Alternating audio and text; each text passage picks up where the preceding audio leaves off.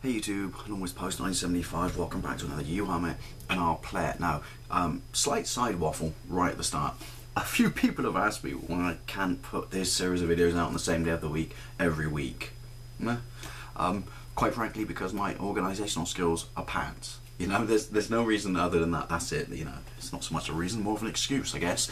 You know, I do have a new appreciation for people who can commit and do a weekly series, and people like the Game Man Dan and T1138 who can do a series on the same day of the week every week. You know, what can I say? I'm a 90s bloke. I fear commitment. I just find it really difficult. So all you people, everyone out there in YouTube land who can do a weekly series of videos and put it on the same day of the week every week, my hat goes off to you.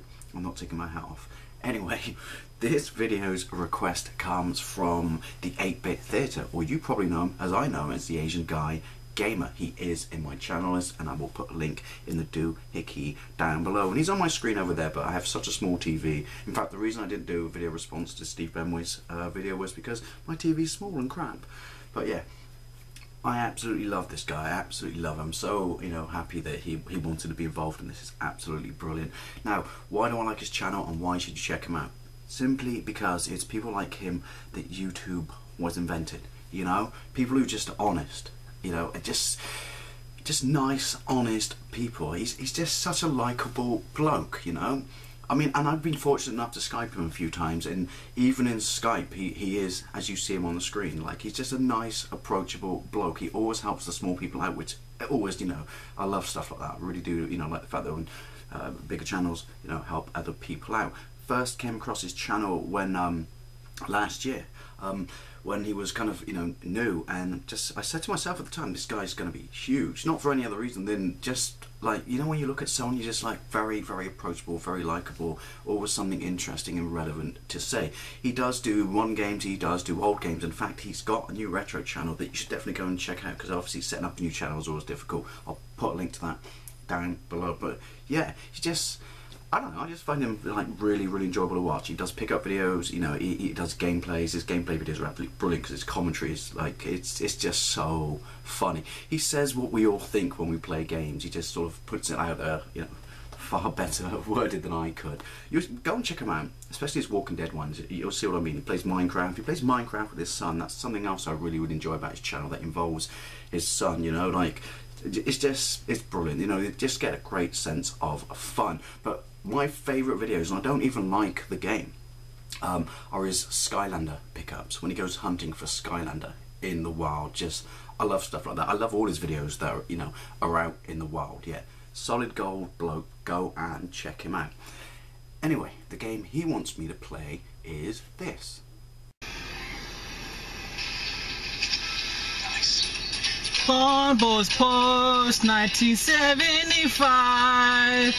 Plus the hair on the right. La la la. Spawn Boys Post 1975. Oh shoot! Yeah. Hey, what up, Law Boys 1975? Wow. I would say the game that kind of was really kind of brought me into the gaming era for the home console was probably my first game ever was Super Mario Brothers for the NES. I can remember going to arcades, and in the 80s, arcades, even the 90s, arcades was huge back then, you know. And then I would go to the arcade and I would watch people play Super Mario Brothers. Okay, I would just sit there and watch them play. I was a shy kid back then, so every time I played a video game and someone watched over my shoulder, I would get kind of discouraged. And I would always watch people play Super Mario Brothers, but I would never play it because I didn't want people to watch over my shoulders and see how much I sucked.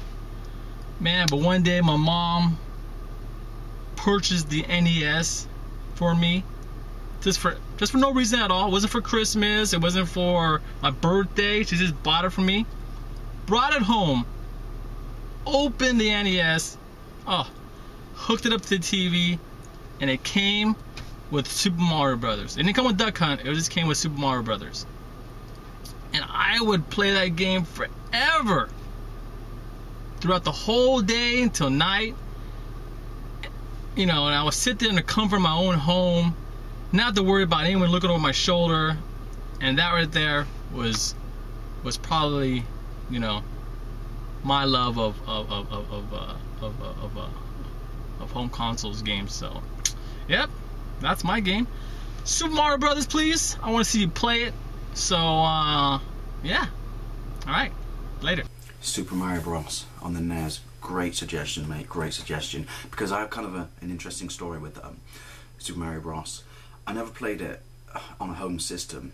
I know the first time, well, I have now. The first time I experienced it was actually in the arcade, and it wasn't, you know, when it was sort of, you know, a new cab or a new machine. I played it in the arcade. I talk about a lot. You know, the one I love from my childhood in Westward Ho, you know, in Devon, and they had two versions of it. They had a committed standalone cab, and they had a Play Choice 10, and I came across it around about the time that you sort of, you know, stuff like Golden Axe was out and things like that. So, you know, from a sort of presentation point of view, it wasn't as, you know, shiny and fantastic as other stuff. But even then, as a kid, I did notice it was one of the few cabinets in that arcade that if someone came along that could play it well, you know, it would always draw a group of individuals around them. You know, we're talking like 10 people here. Yeah? You know, I always wondered why did such a, you know, old-looking game get that much attention. And I think it was towards the end of the season, like the close of the season, so, you know, there weren't many people in the arcade, so I went up to it and I approached it and I popped in my 10p and I had a go on it, and that was it. Even I understood, even though I'm a Sega boy at heart, and was more so back then, even I understood that there's something like special here. There's something that is just incredibly polished. I'm not talking about the graphics. It by no means, in no way, sorry, looks bad for when it came out, but, you know, it couldn't compete with the other games at the time. But that wasn't what it was about. It was about rewarding the player. It was about tight controls. Anyway, let's have a stab at playing that bad boy. Nice. There's a few games, right, that you know, I talk about that legendary arcade that, you know, was in Westward Ho back in the day that I went to, and there are a few games that invoke very powerful sort of memories, and this is one, because the Play Choice 10 machine was at the end of the building, which shared the door or the entrance into the fish and chip side of the building. So whenever I see that screen, I remember fish and chips. I can always smell it. It's brilliant. It's not a bad thing. Anyway, let's get into this. I'm sure you've all seen a million plays of this, so I'm going to kind of... Oh, see, that's what I love. Ninja controls, backwards jumping. Yeah, I'm going to talk about what I like about it, or what it means to me. First of all, super tight controls. And also, one of the most iconic noises in a video game. You ready? Win-win. It just... I don't know. Oh, cheeky, don't screw up the mushroom. I don't know that any game ever as much as this, even though obviously I was new to gaming at the time, was kind of like, wow, why don't more games do this? Why don't more games reward you for being sort of a little bit, you know, crazy inventive? Ooh, oh yeah, you got a run button, haven't you? Ooh, cheeky. I never knew that was there. Oh my god, that's what I mean about this game. Seriously, I didn't know that was there. That's brilliant. Fire plant. And the difficulty balance is perfect. I mean, look, right now you're thinking, yeah, I got shit that can screw you up, but at the same time, it rides the balance perfectly. It never makes you too hard, or it never makes the game too easy, because obviously we like a challenge, but yeah, it's just a perfect game. It is. I mean, I'm sure people have said that before me, but it's just a perfect game. And the fact that I can play a game this late after, you know, first discovering it and find something that's new, I can't believe I never found that before. And all you people out there who know that's there and think, dude, you're a muppet, well then I guess I am. So what? Nope, not the warp zone. It's been a while since I played this. Oh, I missed the warp zone. Something else that I didn't get to learn or appreciate until I saw people playing it in the arcades as a kid, which is obviously how to get to the top of the flag. Nice, because when I used to play it in the arcades, I always used to balls that bit up. Right, Alright, so we'll go second level. It's weird, it's one of the, oh, I love that music. It's one of those games that even when it's like spanking your ass, you know, you still enjoy it. You still enjoy the whole experience. You know, I really do think that Nintendo did something absolutely amazingly fantastic when they did this.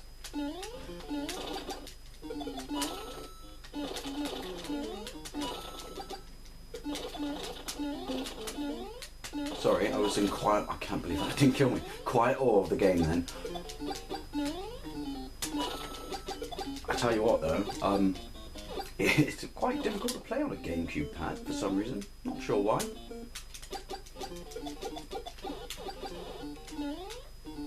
Ooh. One of these has to be a warp zone. Oh, like I said, a bit rusty, been a while. Oh, rookie mistake, schoolboy error.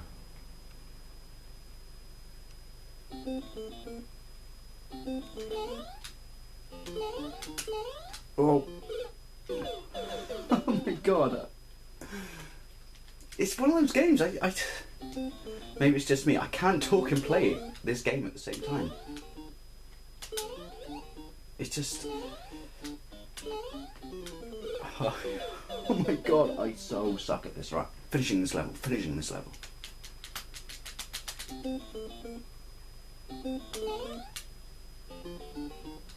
I love that music.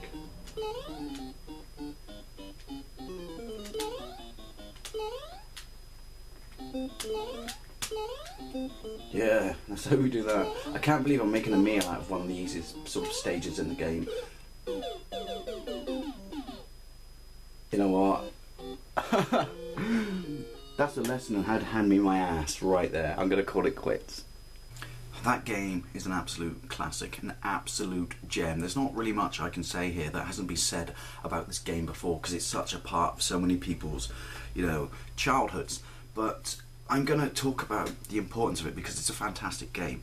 You know, it's just super addictive, super fun, and it rewards you for thinking outside of the bun. I think I just worked in a Taco Bell reference. Do you know what I mean? Until this game came along, things were quite linear in the sort of the platforming gaming, you know, world. And I think people forget what an important game this is and the relevance it has on gaming, not just platformers, but all games now. This kind of, you know, shook things up. This added in a little magic, you know. It rewarded you for being different, for trying stuff, you know. You could complete the level, you could, like, you know, go for a timed run, or you could have a little bit of fun. I mean, the clock was still there, you were still pressured. But it was just, there was nothing like it, you know, warp zone, stuff like that, hidden gems, hidden secrets, the vines that you could get you above the screen and stuff like that. I think we need to accept and appreciate that this game changed the playing field forever. I can honestly say, hand on heart, that if this game never existed, gaming now, all gaming now, you know, across all platforms and all genres, wouldn't be as interesting. This was a wake-up call. This was a labour of love. You could see when you played this game that someone had tried really hard to do something a little bit different. You know, it's a supreme platformer. We know that. You know, it's you know, one of Nintendo's greatest franchises. But at the same time, it's something that I honestly believe, and by all means, if you disagree, correct me down below, that ultimately moved gaming forward. Anyway, thank you very much for watching. Please go and check out the Asian Guy Gamer. I guarantee you, if you do, your day will be a little bit better. As I said, channel list in the doohickey down below, and thank you very much for watching. See you later.